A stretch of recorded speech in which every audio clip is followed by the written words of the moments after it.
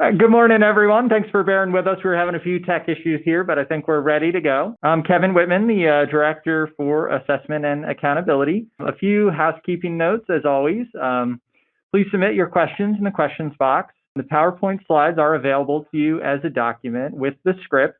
So if you want to follow along in terms of what we'll actually be saying along with the slides. And the presentation is recorded and will be posted. Turnaround time for that is typically 10 days. Okay, I have two announcements I wanted to start with. First is that the ISAT Summative Remote Administration application is now open. So we have a link to the application here in the slide. So if you click on that, you'll be taken to a JOT form where districts can submit an application to participate. We have supporting documents that are on the ISAT portal for remote administration. And you'll see those at the URL posted here. We're continuing to add new documents every day there. So that'll continue to fill out over the next couple of weeks to provide more information with vignettes, videos, quick guides, things like that. We ask that all applications for remote administration be submitted by March 1st. And the second announcement I wanted to make is related to the IDAA ELA literacy and math standard setting process. Our original plan was to conduct standard setting this summer following the administration of the new IDAAs in literacy and math. However, the ongoing disruptions caused by COVID have jeopardized the validity of that process. And so we are changing our plan a little bit. We are going to submit a waiver request to the U.S. Department of Education, which will allow us to not report scores this year if they approve it. There will be an upcoming public comment period on that waiver request. So there will be no scores, but students are still expected to participate.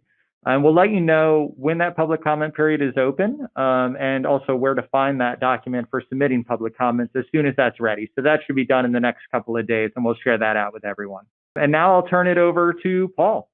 Hello, everyone. This is Paul Kleinert with the National Assessment of Educational Progress.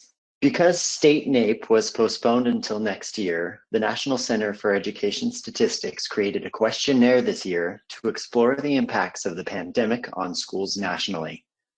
Teachers and leadership in selected schools will be asked to provide local details for this questionnaire. These details can be used to inform future decision-making about assessment and accountability nationally and could shape national testing in the future. Schools who are selected for NAEP already have logins for MyNAEP. This is the website where you will fill out your school characteristics and prepare for NAEP in a normal year. This year, it will act as the distribution vessel for the school survey. The survey should take about 30 to 45 minutes to complete. Currently, we are still waiting on U.S. Office of Management and Budget to approve this study, which is why I still have not sent any official communications. You will know as soon as I do when this study is approved, and we will move forward. There is word of another more detailed study coming to assess further COVID impacts. As I receive more information, I will update you on what it will look like for Idaho. In the meantime, please contact me with any thoughts. All right, good morning, Idaho. I hope your students and your loved ones are well. This is Andrew Bennett giving you an update for the English Learner Proficiency Assessment. So an Access Best Practice document was created to assist district test coordinators in preparing for the unique environment the Access test is being administered in. The Best Practices document provides essential questions district test coordinators should be considering when administering the 2020-2021 Access test. In addition to the Best Practices document, a parent communication template letter, both in English and in Spanish, was created to assist districts in communicating district test expectations to the families of our ELs. Documents can be accessed by going to the ELPA webpage on the SDE website.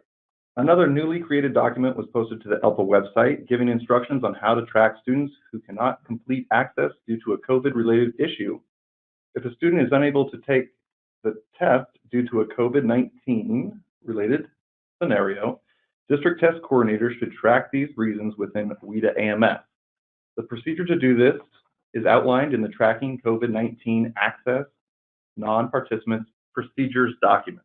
Right, if districts require additional materials over the course of the test window, the overage test materials provided in the initial materials shipment should be exhausted before making an additional materials order. Districts should try and make only one additional materials order during the 2021 Access window. Additional materials orders. Okay, sorry about that.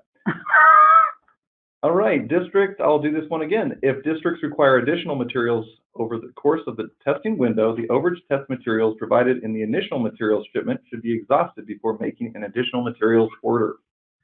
Districts should try and make only one additional materials order during the 2021 access window.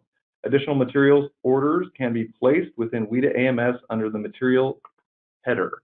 And please do this under the district header and not the individual school sites. Okay, the tier placement report is an essential step in properly administering access. Once the reading and listening sections of access have been completed, the district or school test coordinator will need to run a tier placement report for two very important reasons. First, the report determines the correct writing tier booklet for students in grades 1 through 3 taking access online.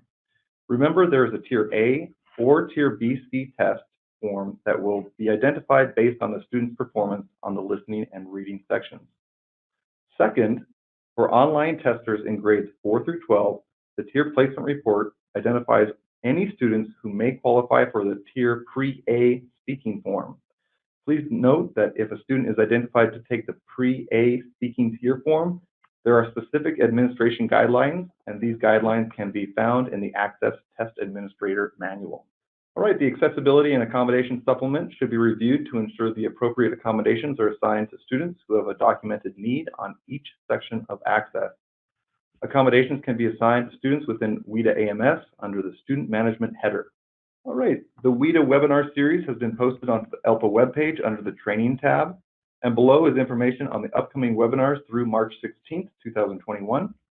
Specific webinar links are embedded into the titles or can be found on the ELPA webpage under the Trainings tab. Previous webinar content can be found in the WIDA Secure portal within the WIDA download library. All right, at this time, I would like to open myself up to any questions that you may have about access. And I'm not seeing any questions at the moment. There is, sorry, Andrew. There is a few questions not about access, but we do have some from Whitman's earlier stuff if he wants to share it with everybody. When and how will we be notified if our applications for remote ISAT testing has been approved or denied? Yes, so all decisions will be provided to districts by March 8th, and the SB staffs, so the folks here will contact the requester who submitted it directly to let them know, and we'll also follow up with that person if there are any questions while we're reviewing anything to help us make that decision. Thank you. And then really quick, I'm so sorry you guys saw my email. I forgot I was only on one screen. Okay, I guess it's my turn. Happy February. I have a few updates specific to the Idaho Alternate Assessment this month. I'm pleased to announce that the first of 5 Idaho Alternate Assessment training videos has been published on the Special Education and Alternate Assessments webpage under the Training tab. This first training is on the Learner Characteristics Inventory, or LCI. It explains why we have the LCI, where to find the PDF version of it on the ISAT portal, and step-by-step directions for completing the LCI and the data entry interface. The topics of the other Idaho alternate assessment training videos include IDAA accessibility features and a video that combines the student response check, or SRC, with the early stopping rule, or ESR. The training video on human voice recordings will include step-by-step instructions for administering the IDAA using the human voice recordings. Finally, there will be a training video dedicated to administering the IDAA Fixed-Form with printed option response cards. Speaking of the IDAA Fixed-Form, this is a test form that will be administered to students who will need a paper test accommodation on the IDAA. Students will access test items through the secure browser using the human voice recordings. The printed response option cards provide the paper accommodation in that the teacher will present the printed option response card to the student after each test item for the student. Let me start again. The printed response option cards provide the paper accommodation in that the teacher will present the printed response option cards to the student with each test item for the student to indicate their response using the card. As I said, there will be a training video that explains and demonstrates the process. A student must have a paper test accommodation or something similar on their IEP to take this test form. Use the paper materials order form to request printed response option cards. I will contact folks who order the printed response option cards to confirm that the student does indeed have a paper test accommodation on their IEP. The IDAA Fixed-Form will be administered during the paper test window, which is April 5th through May 21st. If you read this week's edition of the assessment newsletter, you know that there will be no remote administration of the IDAA. The IDAA must be administered to qualifying students in person because of the nature of the assessment and the needs of the students who take it.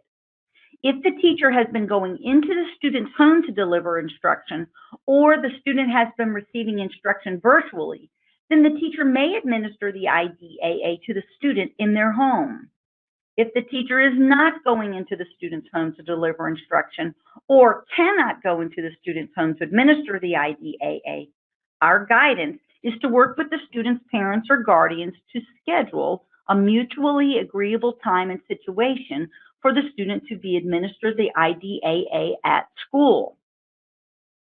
If DSDE recognizes that there are some students with underlying health conditions that may prevent them from coming to the school building, in these cases, a student may be eligible for a medical exemption from taking the Idaho alternate assessment. As always, thank you for all you do. Don't hesitate to contact me if you have any questions. Are there any right now? As of right now, there are no questions. Thank you. Hey everyone, Kevin Chandler here at the department. Just a few quick updates for science.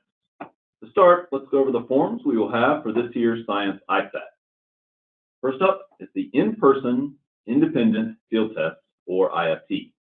That will be administered online to students in grades 5, 8, and 11 who test in person. Next up is the remote online fixed form. For those students taking a science ISAT remotely, they will take it online, but will be administered as a fixed form. SDE is currently working with our testing vendor to finalize those online fixed forms. So the remote online fixed form testing window will open a little later than the in-person online IFT. For the science ISAT, there will be no paper pencil forms, again, because we're administering an IFT. And for our Braille learners, we do have a few options to administer a science ISAT, and I'll be throwing it over to Karen to discuss those options in just a little bit. All right, so a little bit more about the in-person online independent field test. So again, for our Spring 21 in-person online IFT, students in grades 5, 8, and 11 are required to test. Remember that the grade 11 science ISAT has replaced the biology and chemistry EOC. To say that another way, there are no more high school end-of-course assessments. There is no makeup testing from last school year, and because it's an independent field test, there will be no individual student reports or reported scores from this year's science ISAT. There will be remote administration available for this year's science ISAT. The SDE has decided to offer the flexibility of remote administration. Keep in mind that it is our expectation that most students will test in person and that remote administration will be conducted for extenuating circumstances. A little bit more about the remote online fixed forms. Those will be administered to students in grades 5, 8, and 11 who are in districts that have received approval to administer the ISAT summatives remotely. These are online fixed forms. SD is currently working with our testing vendor to finalize those forms. Since we are still in the process of finalizing those forms, the remote online fixed form testing window is still to be determined and will open a little later than the IFT testing window. Again, the expectation that most students will test in person, and therefore these remote online fixed forms will only be used in situations where the district is approved to administer summatives remotely. Okay, so as promised, I'll throw it over to Karen to talk about the science ISAT for Braille learners. Thanks, Kevin.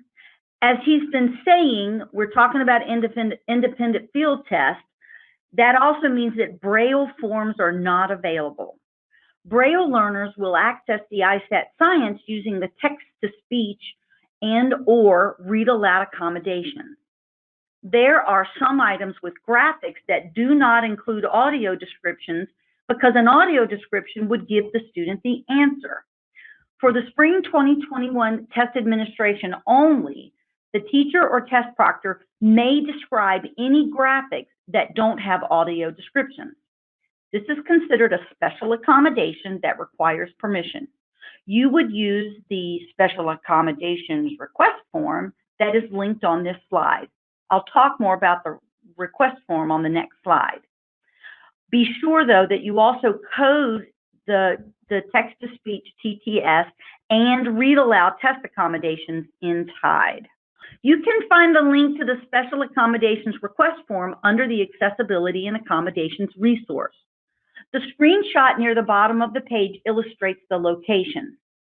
Most of the form is self-explanatory, but you will need to provide a justification for the student needing an accommodation. All you need to write is that this special accommodation is necessary because the Braille test form is not available for ISAT Science this year. You should also work with SPED teachers to ensure that the text-to-speech and/or read-aloud accommodations are documented on the student's IEP. IEP teams should use the written notice to document that Braille is not available for ISAT Science this year. You want to be sure that parents clearly understand how their Braille learner will be accommodated on the ISAT Science. Back to you, Kevin. Thanks, Karen. All right, looking a little bit more into the future, just a quick reminder that if everything goes according to plan, SDE will administer an operational field test in spring of 22.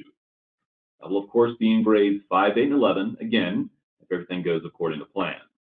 Then, after our summer 22 standard setting, SDE will be able to provide individual student reports with scale scores. Okay, so any questions about the science ISAT? There are no questions so far. Actually, Andrew, I'm so sorry to interrupt. I do see a question, I think, about ISAT in total. Due to COVID, is it possible to allow teachers to test their own students this year? That is an excellent question. I'll go ahead and field that one. So FDE is making a special exemption for those students that test remotely. For those students that are testing remotely, a teacher can proctor their ISAT. Thank you, and that was all the questions we had. Excellent. So I'll throw it over to myself for the update on the ISAT. So as of right now, we are still full steam ahead with administering the ELA and mathematics ISAT in grades 3 through 8 and 10. To increase flexibility with this year's summative administration, the FDE is offering up a remote administration of the ISAT. This, again, will only be available to districts that apply for that capability. More on that in a second. FDE's expectation is that most students will test in person and that the remote administration will only occur in extenuating circumstances. In addition to offering remote administration capability, the FDE has extended the test window for the summative. That test window opens on March 15th and closes on Friday, May 28th. Additionally, the ELA and mathematics summatives will be in adjusted form. These adjusted forms will be administered in all grades and to all students testing, so either in person or remotely. These adjusted forms do cover a full blueprint and consist of a CAT and a PT portion. These adjusted forms have fewer items on the CAT portion, so FDE is estimating that students will spend about 30 to 40 fewer minutes on the CAT portion of the summative. This was done to offer some flexibility with the amount of testing time for spring 21. Just a quick sidebar on the interims. The testing window for the interims has not changed. The interims can be administered through the TA app from now until Wednesday, March 10th. After March 10th, interims will only be available through the Assessment Viewing Application, or AVA. Okay, so back to the summative and what we reported from those adjusted forms. First up is the Individual Student Report, or ISRs. Those ISRs will be available to districts and schools to distribute to parents and students. That ISR will have an overall scale score. However, claim level performance data will only be available at the aggregate, meaning claim level performance data will be in our reporting system and will be available for rosters of students. The Spring 21 Online Summative Test Administration Manual will be published soon. This year's TAM will cover relevant information for in-person and remote administration, and is expected to drop on February 26th. An announcement will be posted when it is published on the ISAT portal. Now, due to the fact that remote administration is such a unique endeavor, the SDE is publishing other resources in addition to the TAM for remote administration. Those resources are located on the ISAT portal. Cambium Assessment has created a special remote administration folder on the ISAT portal. Let's take a look. As you can see, SDE is working closely with our testing vendor to create several different resources to help guide districts and schools through remote administration. Those different resources will go into several different subfolders.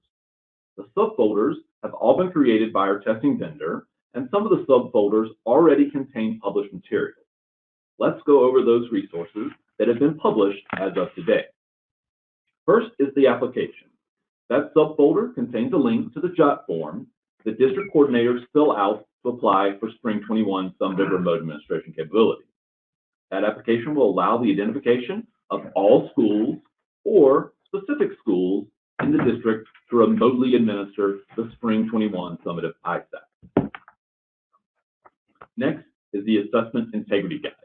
That has been updated with some relevant information on remote administration. After that is the Confidentiality and Video Agreement. This is a confidentiality and video agreement that school personnel will send to parents' guardians to read, sign, and return. This agreement will document the parents' guardian's agreement to have their child participate in remote administration and the use of the webcam during remote administration. School personnel will keep the signed agreement on file at the school. Then there's the FAQ.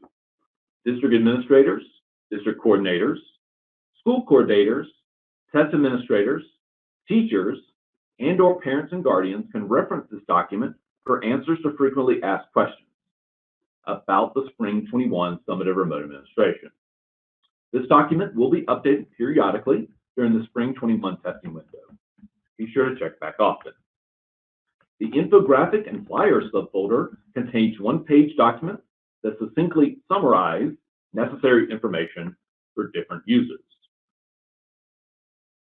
The policy subfolder contains official policy information from the Idaho Department of Education on the Spring 21 Summative Remote Administration.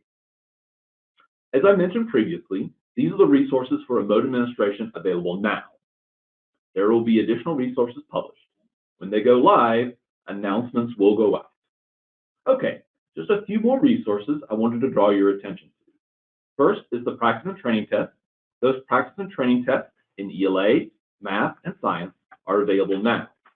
From the ISAT portal homepage, click on the practice and training test panel. On the practice and training test page, click on the Take the Sample/Training Test panel. Using a supported web browser, such as Chrome or Firefox, anyone, students, parents, grandparents, teachers, administrators, etc., can log in and take a practice or training test. As you can see, the guest user and guest session buttons are toggled on, allowing anyone to log in and practice with the test delivery system. The other important feature that I want to draw your attention to is the Run Diagnostic link. That is the platform users can access to test internet speed for taking or administering a summative assessment. Just a few more reminders. Make sure you have accessed our accessibility and accommodations folder on the ISAT portal. No matter if a student is testing in person or remotely, he/she should have access to any and all universal tools, designated supports, and/or accommodations. With that in mind, make sure educators also know about the Tools for Teachers accessibility strategy. There are currently 54 resources on Tools for Teachers, the layout strategies that can be used in the classroom to allow students to practice with universal tools, designated supports, and/or accommodations they might need on the assessment. And with that, Are there any ISAT questions? There are a couple questions. The first question is, are the adjusted forms just for this testing season, or is it anticipated to stay that way for the future years? That is an excellent question. As of right now, we are thinking that the adjusted forms will only be used in spring 21. Okay. And the next question, if our school is approved for remote testing, can parents fill out one remote administration form with any or all of their kids who will be remote testing, or does the parent need to fill out the form for every kid? The parents would need to fill out a form for every student. Thank you. And what if we only have a few students that require remote testing, not entire schools? Does the application provide for that? Another excellent question. So the application allows the selection of a district, and then we have a text box where you can fill out specific schools, or you can just put the word all to indicate all schools in the district. In order to cover just those couple of students, you still want to just put in the entire school. So not the student name, you want to put the school name. Thank you. And our next question is, what is the date for which students enroll in our district that we will still need to assess them? I believe this question might be for the access test. Okay. And that answer to that question is that that date typically is 1 week before testing ends, and testing ends this year on March 19th. So if a student is enrolled in your district on or before March 14th, they will need to test. Okay, we have a couple more questions. In looking at participation appeals, is there any allowable appeal for COVID-related reasons, such as illness or quarantine? And this is, again, is for the English language proficiency assessment, or all. It's for all assessments. Okay, it's for all assessments. I can speak to the access test. There is the tracking COVID-19 access non-participant procedures doc found on the ELPA webpage that goes through the different codes that you can assign in WIDA AMS. And we will look at those at an individual level and make a decision during that appeals process.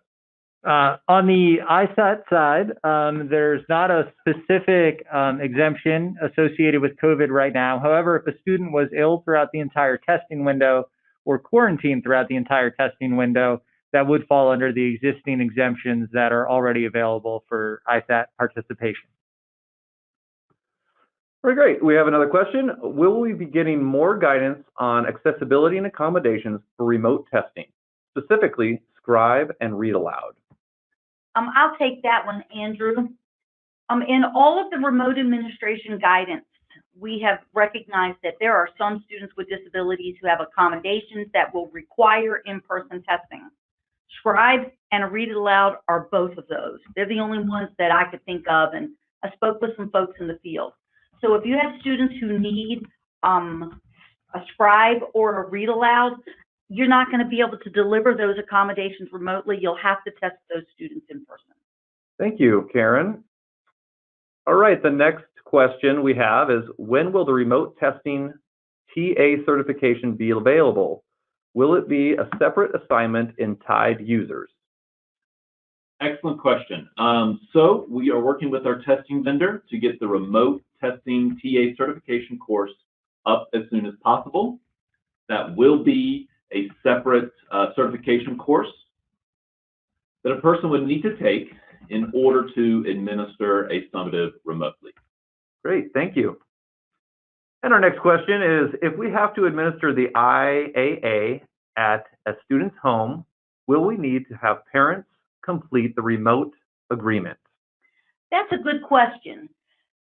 If you're going into a student's home to administer the Idaho alternate assessment, parents don't have to complete a remote testing agreement because it's not really remote testing. Think of remote testing as a student's on a computer in one location, the proctor or the teacher is on a computer in another location. that's remote. But if a teacher's body is in the same room administering the alternate assessment side by side, that's still in-person administration. Great, thank you. I have another question here regarding ISATs. What is the cutoff for testing new enrollees? I think the rest of these questions are all associated with that, about the exact date for that. I'll have to pull the exact date for that, but we're not anticipating extending it beyond traditionally what it's been to account for the extended window. The extended window is really to help you out with the sort of additional students that you need to have more space for to test. So not by adding kind of more time to the end of that at the back. So we can get the exact date and cut off for you and send that to you. Excellent. Well, thank you, everyone, for your great questions. Again, please don't hesitate to reach out with any other questions. All right, at this point, I'll throw it over to Taylor with our IRI update. Good morning, everybody. I will be taking the IRI update today. I have a few reminders. The alphabetic decoding subtest began in January for kindergartners. Scores will not appear in reporting or impact overall student scores in Istation if a student has not gated into the subtest. If Istation completes the norming, alphabetic decoding will become part of the spring 2022 kindergarten battery. The reskin study starts this month and will end on February 28th. Thank you to all districts who volunteered to participate. The at-risk report is now available for grades 1 through 3. This report is designed to identify students who may be at risk for reading difficulties. The at-risk report looks for patterns of difficulties at a skill level for each grade. Remember, it is intended to guide intervention and instruction, not to be used as a diagnostic assessment. Lastly, Istation has launched a new interactive help guide. The guide can be found by hovering over the green Get Help button and clicking on Go to Istation User Guide. From there, you can click on one of the tiles or for a specific topic, enter it into the search feature. As the rollout for new features gets closer, we want to utilize all the resources possible to ensure a smooth transition. At the end of December, Istation launched a new comparison report for district and school manager level users. This report provides a comparison between the performance data for the state, district, and school. There is also a grade level filter. The report can be found under the Report tab in Istation and is only available to district and school manager level users. Note that when viewing the state aggregate, the number of students assessed is based on the sum of the average students per tier, not on average of all assessed students. For this reason, you will see an NA for number of students at state and district level. There is a training for the comparison and at-risk report available through Edmodo. If you're interested in that training, the access code to the course is right there on the slide. Beginning in fall 2021, the Istation application will move to the web through WebAssembly or WASM. This change will allow Chromebook users to access Istation through a simple URL and will improve Istation's overall capabilities. More information and details to ensure a smooth transition will be shared closer to the end of the school year. Note that this transition will not happen prior to the May testing window. Another enhancement launching for Idaho in fall 2021 is Istation's PowerPath. PowerPath will be a new user experience with a new style, simplified menu, and more. You can visit the interactive user guide to learn more and watch an informational video. Additional information will be shared in the coming months as the enhancements get a little bit closer. And then thinking ahead to spring, the testing window is May 3rd through May 28th. All K-3 students need to be assessed. New guidance on assessing students who are deaf or hard of hearing and blind or visually impaired was published as appendices in the 2020-2021 IRI TAM. So be sure these students are being included and assessed in May. Are there any ISAT IRI questions? Yeah, we do have one IRI question. The question is, we have had a lot of issues since the February 5th update. Has Istation provided guidance on what or how to get students logged in? There also seems to be a lot of freezing or locking up. Is this a district issue or an Istation issue? I can't get them on the phone and seems to be taking a long time for email response. Yeah, we have been notified of that issue, and we are currently working with Istation to resolve that because we've had a few questions about that. So we'll get back to you on more with that once we hear from Istation. And we do have another question. Is there a process if parents opt out? So I'm going to assume that question is potentially related to the ISAT, but maybe for all assessments.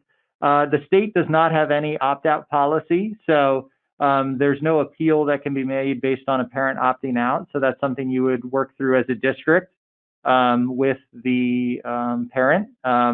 However, whether they opt out or not, it would still count as a non-participant for our purposes. Yeah, and that was for the IRI and ISAT opt-out. Yeah, so that would apply in both cases. It would be something district kind of focus that you would figure out how you want to deal with parent opt-outs, but we don't have a state policy on that. And I think we're ready to go on to the next section. Thank you. Good morning, everyone. This is Aika. Hope you guys are doing well. During the last webinar, we informed you that the board waived the college entrance exam graduation requirement for students graduating by the end of summer 2021. Here's a clarifying question that I received recently. Can the waiver carry over to the next school year for seniors who do not finish by the end of summer 2021? Considering the waiver was applied to seniors this year, students have to graduate before the April 2022 SAT school day to carry over the waiver. If a student does not finish by then, the student is considered a junior this year and is expected to participate in the April 2022 SAT school day if the student does not participate in this year's SAT school day. We only have 3 tests in the month of February. First, March national registration is due on the 12th. If you are a traditionally virtual school participating in the voucher program, please remind your students about the registration. Next, accommodations request for the SAT school day, including EL support, is due on February 22nd. A reminder was sent to the SSD coordinators this morning. Lastly, the AccuPlacer window opened. You are more than welcome to start proctoring it through June 30th. Misprinted labels delivered. This has already been communicated, but please discard the labels recently delivered to you. They were misprinted. The correct labels will be shipped on the week of March 1st at the same time as your other pre-admin materials. PSAT paper report. There has been a delay in printing PSAT score reports due to COVID-19. Both October and January reports are scheduled to be delivered by the end of March. In the meantime, score reports are available and printable in the K-12 reporting portal. Select the all checkbox when printing the reports for all students. And this is just a reminder, the Big Future Day Southeast is coming up on February 23rd. Please let your students know about the event. Do you have any questions? It doesn't look like there are any questions at this time. All right. So just an announcement that our next webinar is at 10 a.m. Mountain on March 10th. You can find the links to register and review the past webinars in our resource center, and you can register using the link below. And we'll stay on the line for any final questions, and then anything that was outstanding here we'll provide a response to. For example, the exact cutoff dates for the ISAT this year, we'll make sure those are in the Q&A that's posted with this when we're done. All right, it looks like we do have a question. The question is, I heard there may be a webinar for remote ISAT administration next week. Is that true? Jody, we don't have anything scheduled right now. We're continuing to put together our outreach, so there's nothing specifically scheduled for remote administration next week in terms of a webinar, but we'll keep you updated on all the resources and any kind of training we put together for you. It looks like we have another question. When will we receive engagement links for parents and staff? So the parent and staff links will go out at the end of this week, and those will be sent to superintendents with a CC to district test coordinators. And the superintendents and district test coordinators can then work to kind of distribute those how they see best.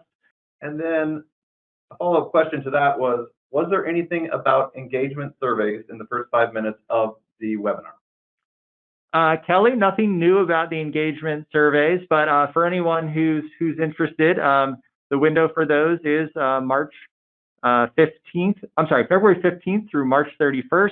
That opens up next week, and rosters are available to update, and emails about that were sent to all principals and district test coordinators. All right, and another question about surveys. For the survey, do we need to have students take the survey who enrolled with us after the December IC upload? Lisa, so there is not a definite requirement that you have to have a student take the survey after, if they enrolled after the December IC upload. So the December IC data is the starting point for your roster. We ask that you include as many students as possible, but we leave it up to you if you feel like the student has been there long enough to give you a valid, reasonable response that would have useful information on the school environment. Okay, and the next question is there a recommended way to provide students a survey ticket that already has their EDU ID on it? There's not a recommended way to provide that. Sort of up to you how you want to do that, as long as it's done securely. The important thing is that information not be posted somewhere where everyone could see it, because the state student ID is a personally identifiable piece of information. And we have another question. What are the main factors for approval for remote testing? What might disqualify a district from receiving remote testing approval? Sure, Lynn. Thanks for asking that. So the main factor for approval remote testing is that we want to make sure that the district agrees to all the assurances that we have in terms of appropriate training, appropriate security protocols, and making sure they have appropriate supports in place for students who are not able to test in person as well. And we need to see a description of the process that the district anticipate using to kind of support all those assurances that they're providing. And so we'll be partners with anyone who applies to make sure that they have a path forward and we can help them. But the important thing is just that the district has kind of thought through all the implications and is able to accomplish everything that they need to for the appropriate training and support for students and proctors. And we're not seeing any other questions at this time, but as always, you could also always reach out to one of the coordinators here. And we appreciate all that you do.